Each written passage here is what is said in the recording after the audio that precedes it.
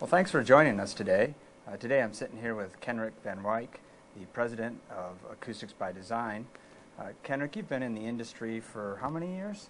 About 20 years now.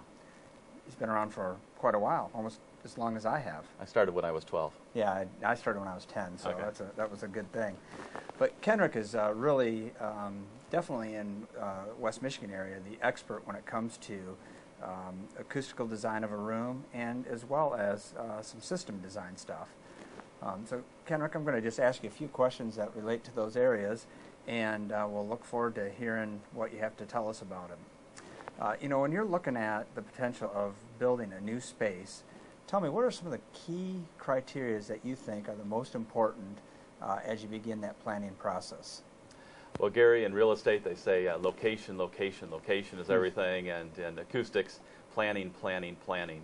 We just really can't stress enough that when a church facility in particular is going to start a new design, they really need to have, obviously, the architect and so on up front, but they need to have an acoustical consultant up front early in the design process, because as we go through the design, there's a lot of things that we can incorporate, usually at no cost up front, but things that are very expensive to do later in the design. What do you find is the key or the number one mistake that is made in that process? Well, I'd say the biggest mistake is just not getting us involved early in the process. Sometimes we get called, the drawings are going out in 2 weeks, and the architect wants to know what they need to do to fix the acoustics of the problem, of the situation. And it's just too late to make any major changes to the walls or to the ceiling. And if it's too late to make those changes, the changes that we can really make are just going to be Band-Aid solutions. So we just really need to be involved early in the process. That's probably the biggest mistake. And what is the largest thing that impacts the acoustics of a room? Well, probably the biggest thing is the overall ceiling layout, design, construction.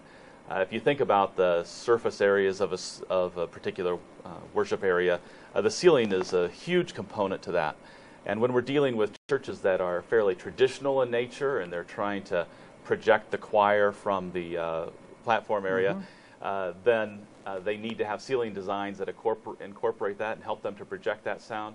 If it's a rock and roll church and they're just trying to make sure that the amplified sound is going into the right places, we need to absorb a lot of that energy. So the layout of the ceiling is probably the biggest factor that we put into early on in the design.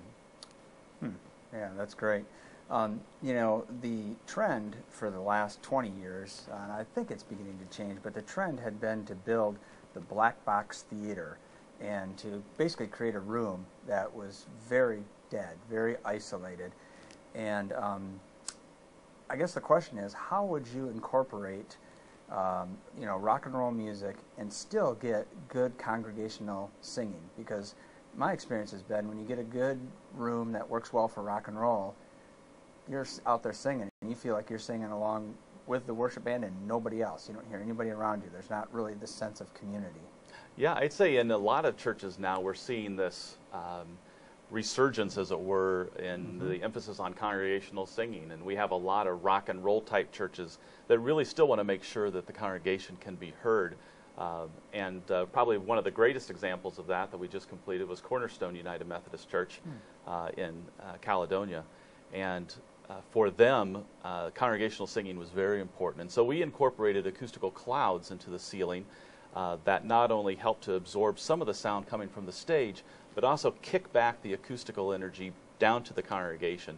So it is possible to match the two, but it does need to have very clear planning, careful planning from the get-go, because the overall ceiling height and where the reflectors can go, the house lighting, the mechanical system, the sprinkling and so on, all needs to be taken into account.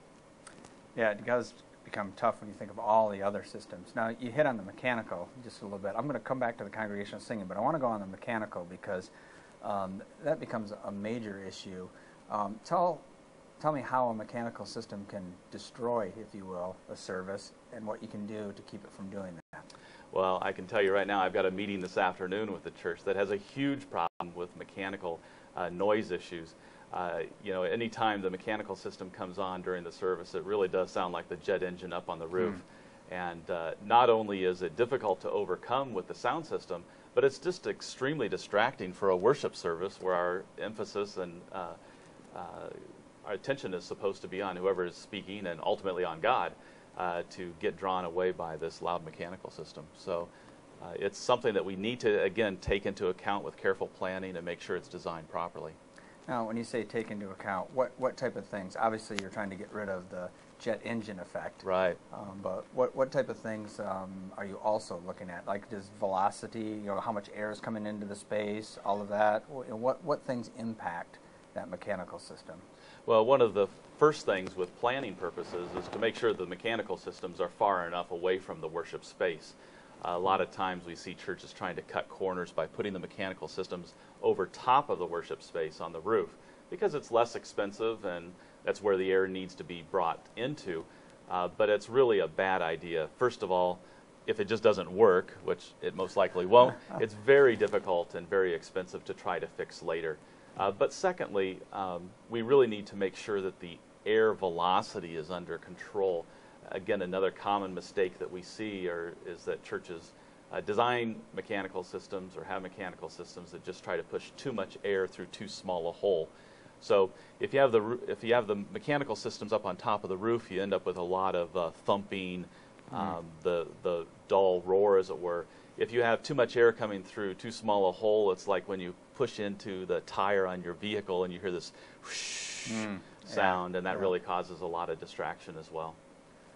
Yeah. So that obviously, the mechanical system is really 100% determined by the room size, really, isn't it? There's, that's how much air you're going to need to move and all of that. Yes. And so once you get your room size down, then it's just a matter of designing it so you're distributing the air around or not creating a pressure point, so to speak, where you're getting a lot of air noise coming through there. And then also just to keep the mechanical systems away from the worship space. I'm very familiar with a space that has their mechanical systems right outside the back wall of their, front of their stage. And, anytime the mechanical system kicks on, you think something happened, right behind the platform. It's almost like everybody wants to look that way. The congregation, I think, has gotten used to it, so they don't necessarily do it. But you'll notice the visitors because they'll be sitting there and all of a sudden they'll, what was that happened back there, kind of thing. So that's of key importance. But I want to go back